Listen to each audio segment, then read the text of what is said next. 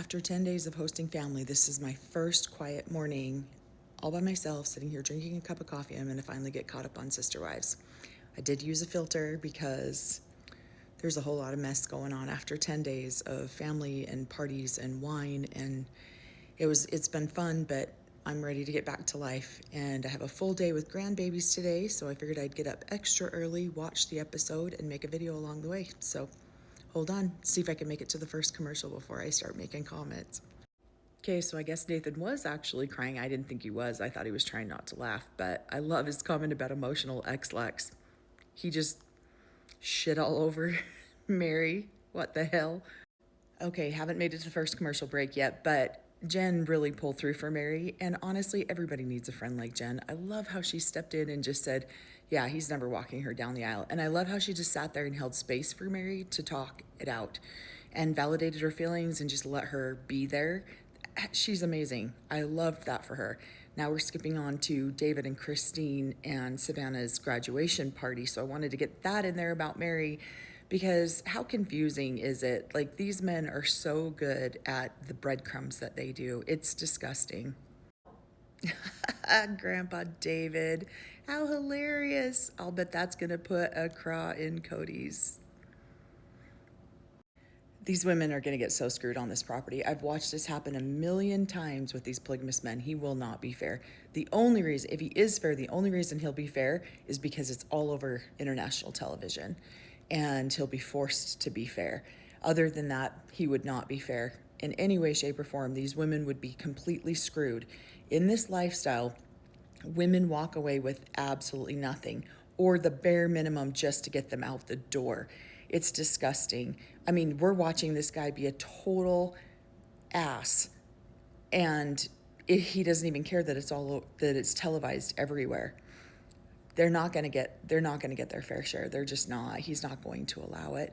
As far as I know, the property still isn't divided, and they still haven't sold it. As far as I know, I don't keep up on that very much, but yeah, I'm hoping there's some new laws that come into effect here pretty quick, or that there's some precedent set by some lawsuits coming up. I hope that these women fall into that category with that, because polygamy is so unfair to the other wife. I love the Grandpa David part. I think that's hilarious. I think it's sad because, you can tell Cody's already wounded that Madison won't talk to him. And now not only is she not talking to him, now she's letting her kids call this new man in their life Grandpa. And I mean, gosh, in my own experience, I see that happen all the time. Even with my own kids, it's happened. With my current husband, our grandbabies only ever call him dad. They don't even know who my ex-husband is. They have no idea who he is. And our grandbabies only call my current husband Grandpa. So this is part of what happens when you abandon a family, which Cody Brown has abandoned his family.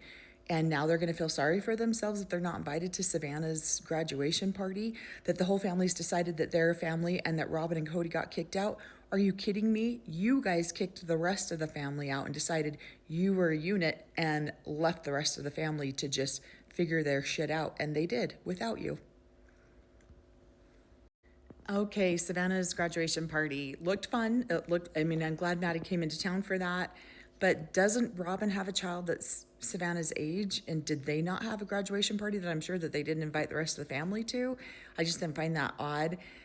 And the way he interprets that, he has to leave Robyn. I don't think that's true. That's just not how these things happen. Those kids would have welcomed him to the party. Yeah, Robyn might not have been invited to the party, but he could go without her. He goes to a lot of things without Meri. He went to a lot of things without Janelle. Just curious, like, if Robyn's kids had a graduation party that no one else was invited and they just focused on Savannah's.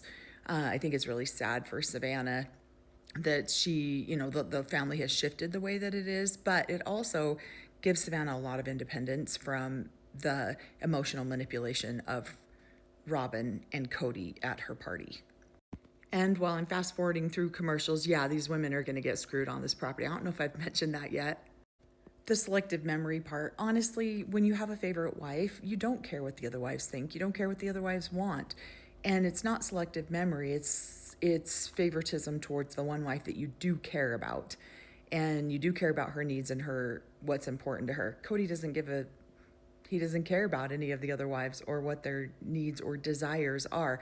And this is why so many women feel they travel by themselves. And that's great to travel by yourselves. There's nothing wrong with that. But when you're in a committed relationship, you want to share things with your partner. And in polygamy, that's nearly impossible to do, especially when there's a favorite wife, because she possesses all the time all of his brain bandwidth capacity in his brain, which for Cody Brown is small. Is Robyn completely delusional, or does she just really honestly not ever listen to anybody about anything? These women are not going to build on Coyote Pass.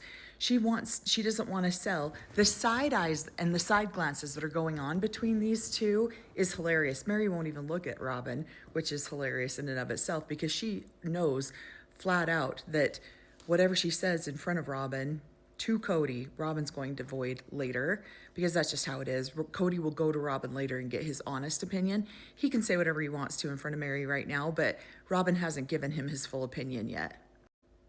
Cody laughs and says he thought about screwing Janelle over on this property because she would screw him over if she could. Janelle, I don't believe, tried to create drama. There are those wives that do want fair and equitable ownership and division of properties. There are some women who just want things to be truly fair. I believe Janelle is one of those people. I really honestly think that this is going to end up in court, that there's no way that Cody is going to give Janelle a quarter or Meri a quarter. I hope it doesn't end up that way. But for him to say on national TV that he has thought about screwing her over is so typical. Although in the polygamous community, they don't look at it as screwing their wives over. They look at it as retaining what's rightfully theirs, because they don't believe that women own anything. Women are owned in the AUB. They don't own property. They don't own anything else. The men own the women and the property. That's the biggest difference. And the way that he laughs about it is disgusting. This clip about him saying he would screw Janelle over, but he has a wife with a conscience, is one of the most disgusting things ever. It shows the integrity or the lack of integrity in this man.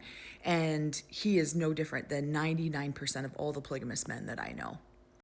My own father included. My own father will screw my mom over after 50 years of marriage. That's why maybe I have such, I don't have any happy feelings about this. I'm such a, what's the word I'm looking for?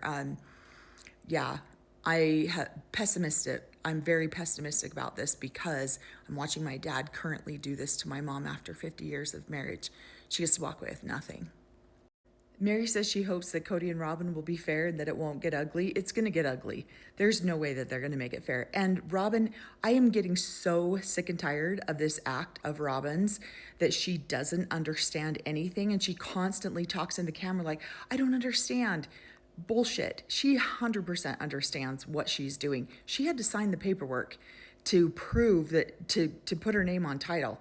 She had to sign all that. She knew exactly what she was doing. And I get so tired of watching her talking to the camera saying, Cody made all these decisions. Yeah, Cody made these decisions once you gave him your opinion or gave him his opinion. Then he made these decisions.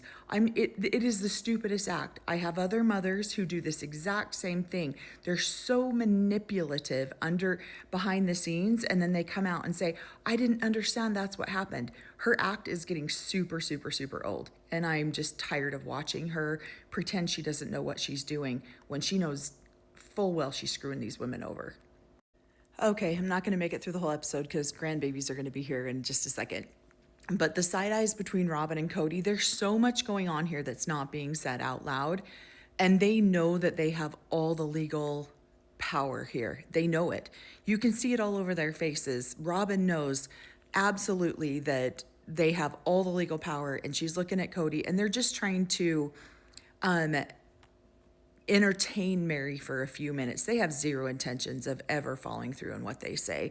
I've watched this happen way too many times. Meri's no longer a part of the family. She no longer deserves what the family unit, which now only consists of Robyn and Cody, what the family unit gets. And so they have no intention. But my husband and I are going to be doing a live later on tonight to go over this. We're going to watch it again today while we have the grandbabies here. And we're going to be doing our live tonight at 5 p.m. Mountain Standard Time. So if you can make it, come join us.